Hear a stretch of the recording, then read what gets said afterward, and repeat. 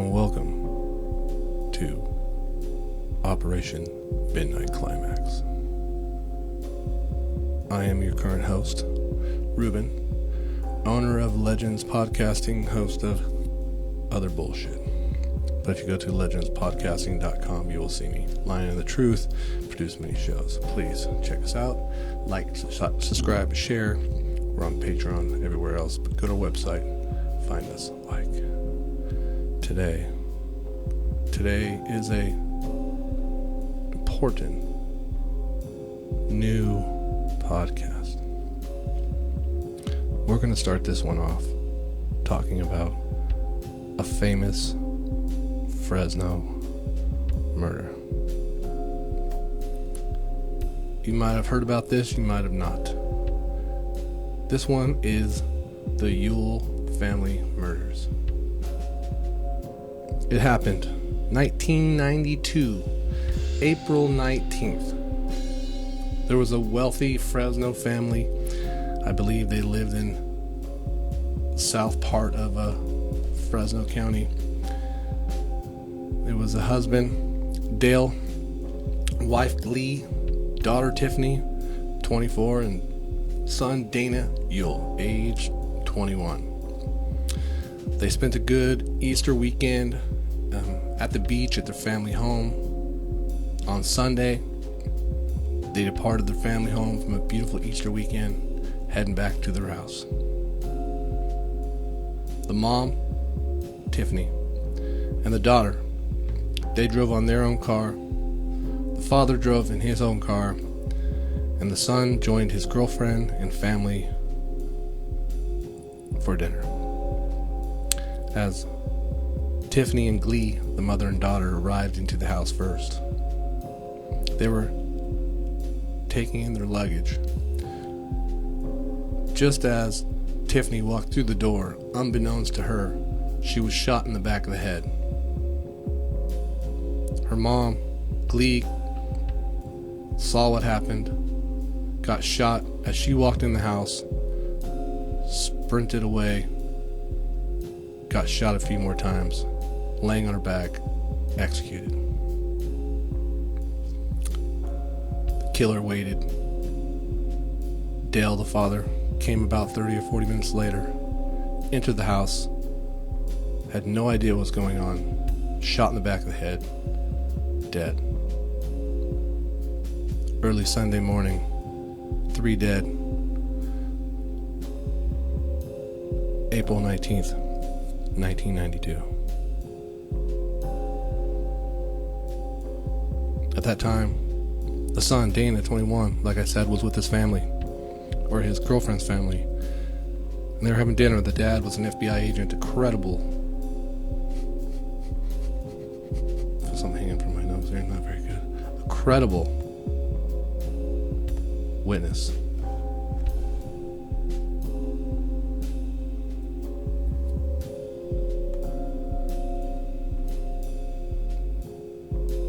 As I continue,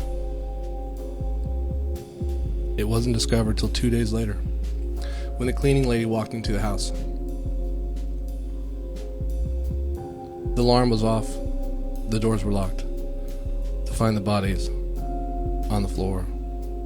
She quickly called Fresno 911. Fresno County Sheriffs John Souza and Chris Curtis showed up to investigate the homicides. They discovered quickly it looked like a robbery scene. Everything in the house was disarrayed, taken apart, rubbed through, but not lots of things gone. No TVs, nothing. Just it was the wallet of Dale was rifled through, and then a little bit of jewelry taken, but not a huge robbery. It looked like it might have been a botched robbery gone wrong, turned into a homicide. But Fresno detectives quickly realized this is not true. As they investigated, they found these yellow fibers on the bodies. They were there for 3 or 4 days in the house, just going through every little piece of evidence, trying to track down exactly how things happened, when someone got shot, in order they got shot. And as they go through, they don't find fingerprints. They only find these yellow fibers. And then in the bedroom, they find a box of 9mm bullets, open.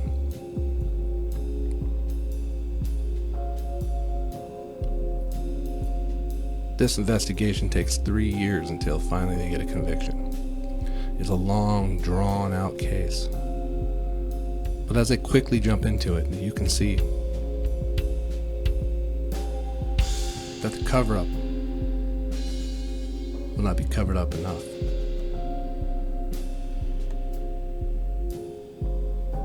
Investigators quickly look at the son, the only survivor, and possibly the winner of the inheritance of the family when they passed away.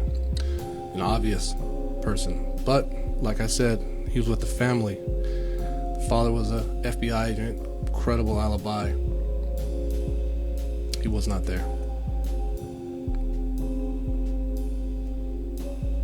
But as they look more and more into the son, Dana Ewell, they discovered there's been family strain. The kid has a history of compulsive lying, making up false stories. You know, Dale was a hardworking man. He owned a plane company. At first they looked into that. The plane company he purchased was owned by another man who got busted for smuggling. Could this have been a hit job due to the taking over this plane and not smuggling the drugs that they were smuggling prior? Quickly dissolved all that. They're just going to concentrate right now on the only suspect they have, and that's the son.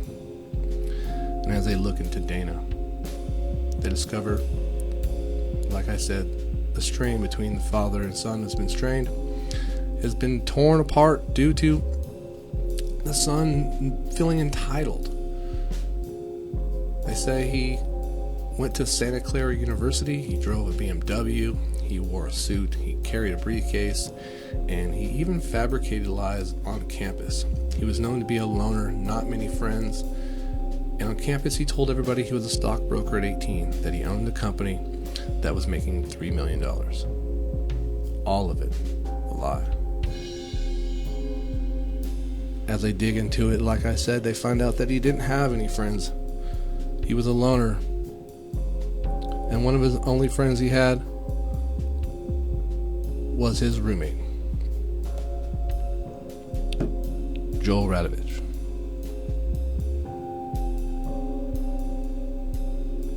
At this time, this case took a while. It wasn't an open and shut case. Like I said, it took 3 years to get a conviction. As they start to investigate Dana, he was quickly a recipient of $300,000 due to a life insurance policy. However, the inheritance of $8 million was held off in 2 lump sum payments of $4 million apiece, not to be paid out until he was, I believe, 28 or 30, so he was not yet quite getting the money, only at 21.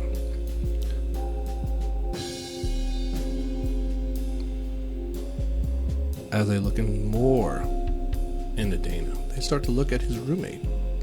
They call him up. They call Joel up on the phone to investigate, just to see if he knows anything about Dana. They said they call him up and they say, "We are Fresno homicide detective, want to question you." He said right away, "Are you going to arrest me?" And we can admit that's strange. Like, who says that? Are you going to arrest me? If you're innocent, be like, "Oh shit, what happened? What do I know?" You know? So, let me help you. So right away, that makes the Fresno County Sheriff's him a suspect. So they decide, we need to start following him around and see what he's doing. They discovered that Joel, this is Dana's roommate in college, was taking helicopter lessons. Joel didn't have a job. Joel didn't have any money.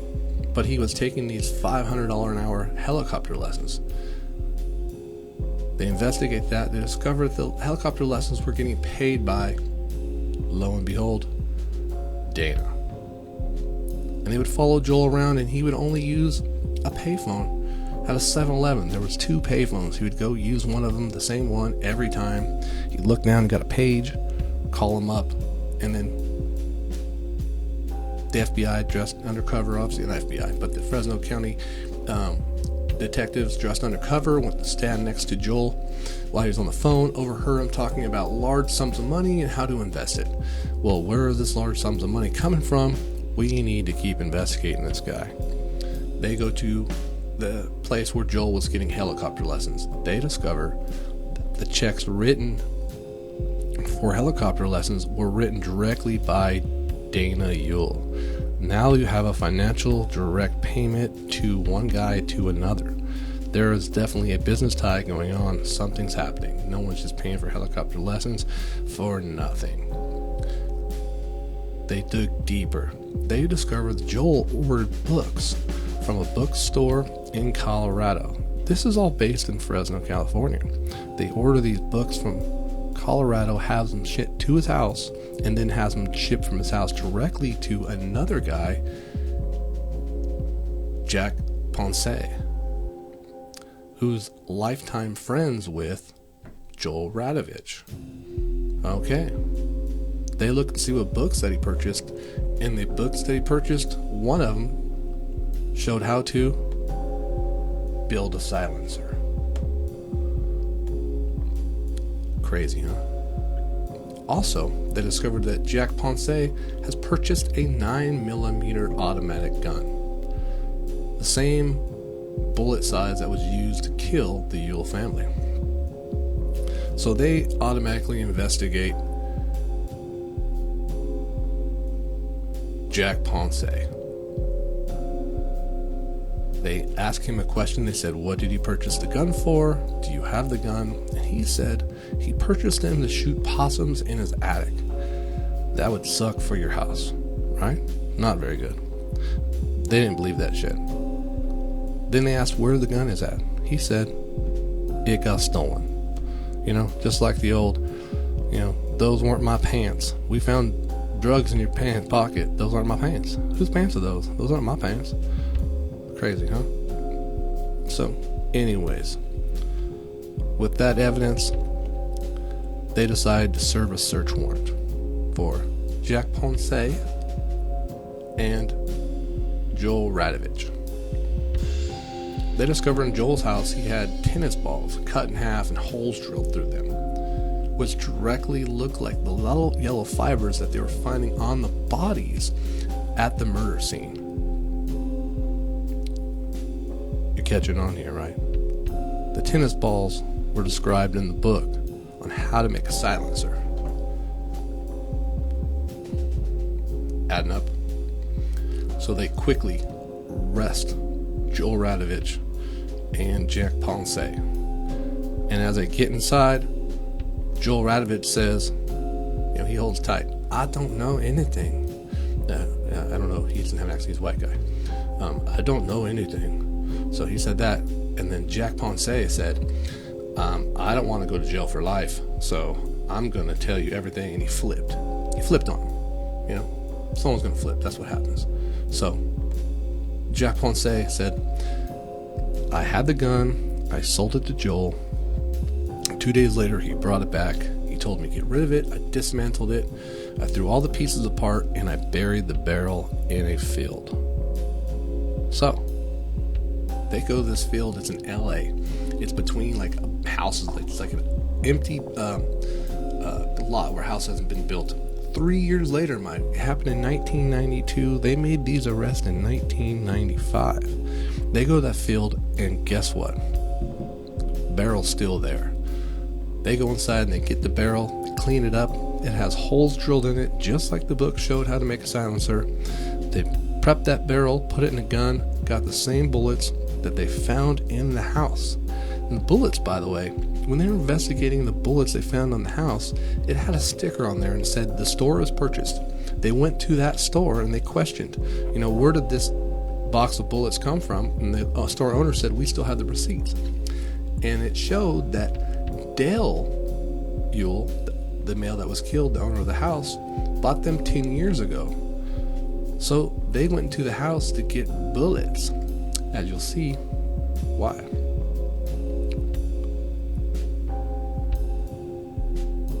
So they have the gun. The barrel's clean. They're ready to shoot the same exact bullet from the same exact gun or barrel. They shoot it, and lo and behold, the marks are identical, except for, obviously, the bullet that was shot through the gun has a little bit different marking due to it went through the homemade silencer. But the back of the bullet, the impression, the kind of bullet, is almost identical with the homemade silencer parts they already had at the place with the drill hole from the tennis balls, the matching bullet, matching barrel. They had lock and stock evidence. Eventually, Dana Ewell, the son, turns himself in as Jack Ponce spills the guts on everything. Jack Ponce admittedly says that he purchased a gun for the murders and gave it to them and dismantled it. He said was his only role in the murders. No one contradicted the statement. He was acquitted of all charges, but he spoke of what Jack Radovich said he did. He said he went into the house ready to kill the family. He laid down plastic on the ground so not an eyelash or anything ever fell on the ground. He waited there for 12 hours until the family showed up. As Tiffany walked in, sure enough, he gave one bullet in the back of her head, unknowing to her, fell on the ground. The mom entered. She saw what happened. He shot her. She ran, running from him. He started shooting on her. She fell down, face up. She recognized the guy as her son's roommate. She has a state of shock and realizing what's going on, and he kills her in the place. He unloads his bullets. He wipes his hands off, changes his gloves. Changes his gloves, reloads his clip from bullets inside the house, and sits and waits another 40 minutes, in which the dad walks in right away, shoots him, and he dies instantly. Doesn't know what's happening at all.